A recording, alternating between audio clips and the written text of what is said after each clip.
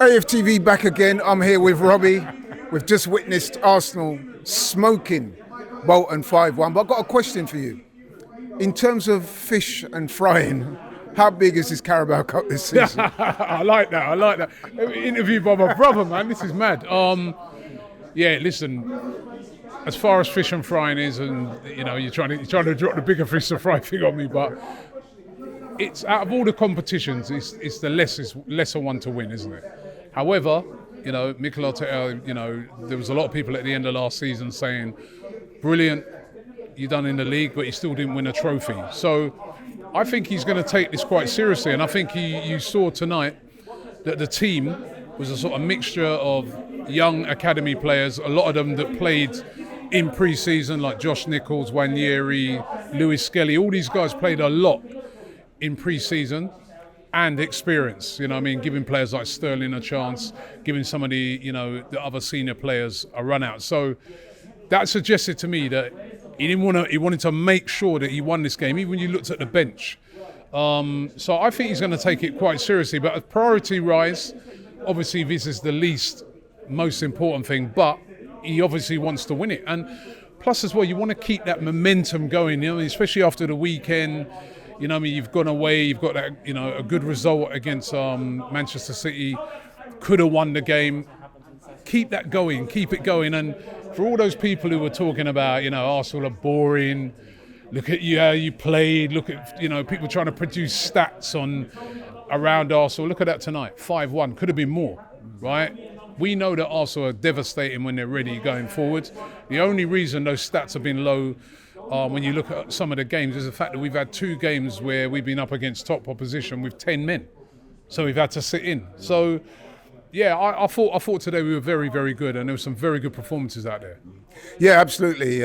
Let's talk about everyone's man of the match, Ethan Nwaneri. Now, I've spoken to a couple of the guys back at the studio. I interviewed both Turkish and Frank, and they're saying that tonight Nwaneri's made a strong case for starting against Leicester on Saturday. Would you start him?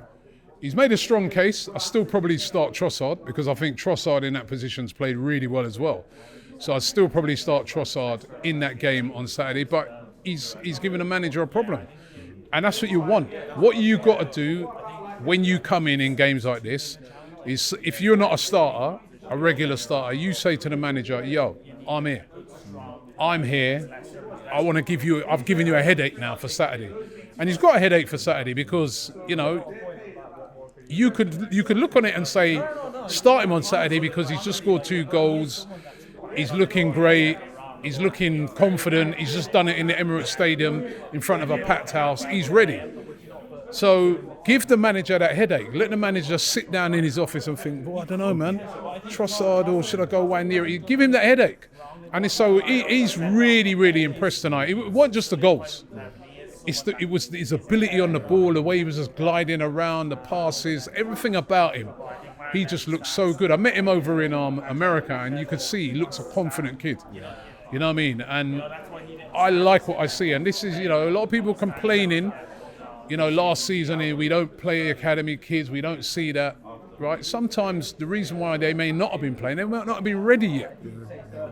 But now we're starting to see that some of them are ready. You know what I mean? Don't rush these players, bring them in when they're ready. And I think he's got a big part to play this season. And Mikel Arteta has already showed faith in Nwaneri. I think the minute when I saw him send, allow Fabio Vieira to go out on loan, I said to myself, well, he's obviously got a lot of faith in Ethan Nwaneri to let a senior player like that go out on loan. You invested a lot of money in for the season, because obviously Nwaneri is going to be that player now who's going to come in instead of him. That means you're showing a lot of faith in Ethan Nwaneri. So he's already showing faith in him, and I'm not against him starting on Saturday, although probably I'd go with Trossard. No, you know what? Everything you said there, I totally agree and endorse. And we also got to remember that when we play Leicester this weekend, I don't think it's a stretch to say that it's a different type of game to Man City. We're at home, we're playing a team that's not as strong as Man City. I think it's fair to say we'll have a lot of the ball and he can express himself more. Yeah, that's true. But it's not an easy game either. Let's not, it's the Premier League and they've still got very good players, and that's one thing we can't forget. No, you're absolutely right. And I want to talk about another player today who, a bit older than Nwaneri, but not too old. He made his home debut tonight. Raheem Sterling, how do you assess his performance tonight? Impressed me a lot. You know what I mean? Like, his pace in behind was very, very impressive, and I love to see it, you know what I mean? And you kept seeing him, he kept looking for that ball in behind, he kept looking to do those little runs in. Couldn't believe Bolton playing that high line in the first half with you know, and he got his goal, he got an assist, you know, and it was a good assist as well because he got that cross in early. And he looked very, very impressive to me. I know, you know, the opposition that he's up against is not Premier League opposition, but, you know, it's what we want from him. We want to see him up to speed. And what it does, again, is it gives another headache to Mikel Arteta on the weekend. Do I go with him from the start or do I go with Martinelli? You know, I mean, that's a great headache to have. And even if you don't go with him, what he is showing is that you can take off a Martinelli and bring him on, and there's still going to be that threat of pace in behind. And also what I liked about him as well, I know I was watching him very closely. He was talking to the young players as well, encouraging them, you know what I mean, telling them to, you know, what positions to get in and stuff like that. He was good tonight. And I've been like, from the minute he came in, I was like, that's a great loan signing and a player that could have a massive impact this season. And yeah, I think I saw good signs tonight from Raheem Sterling. You know, very, very good signs, you know what I mean? And we've got a lot of games this season, man. He's going to have a big part to play, you know what I mean? We've got Champions League, he's still in the League Cup, we've got the League. I think he's going to have a big part to play this season. May not always start, you know what I mean? And I think if you was to ask me who starts at the weekend, I'd probably start Martinelli because I thought he played brilliantly against Man City. But if your weekend comes and you see him start, I wouldn't moan. Yeah, absolutely. We've got the options. A word for the young lad in goal tonight, Jack Bolton. Yeah, listen, you know, he started off right, he got closed down, and I was thinking, oh my God, remember that? Yeah, I did. And I was like, oh my days, man. But to be fair to him, you know what I mean, he started to lift his confidence as the game went on, and, you know, for the goal, he sort of came and then stopped, you know. But listen, I'm not going to fault him in any way. 16. Dan Potts said in his interview, you only turned 16 in July. I mean, to be playing at Emirates Stadium in goal with all the senior players around you as well, 60,000. I mean, that must be daunting, really, really daunting. I was saying he should be at home doing his homework. And yeah, he finds exactly. himself. That ain't even no joke. And you know what I mean? And I thought, you know, when you take in everything into consideration, he did really, really well. You can see that he's very confident on the ball.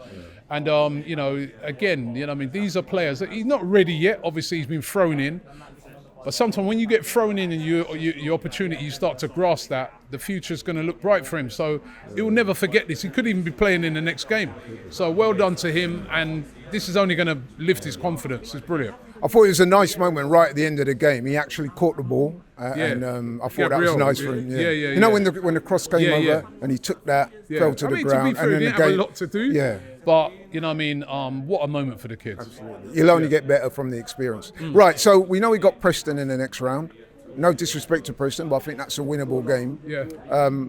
Listen, this competition, we've not done too well in it over the years. I think we've only ever won it twice. The last time we won it was the early 90s. 93. How strong do you want to see us go in this tournament? I want to see us go far. I want to see us go as far. No, as I mean in terms of team selection. I think the game against Preston we're probably going to have to go stronger because they're a good side. You know, I mean they're a championship side, so it's a higher level.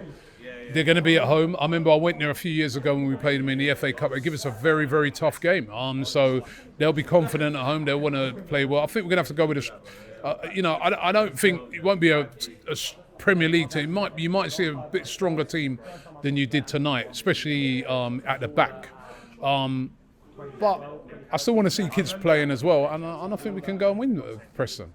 You know? Yeah, let's go and try and win it, man. Yeah. Absolutely. Robbie, thank you very much.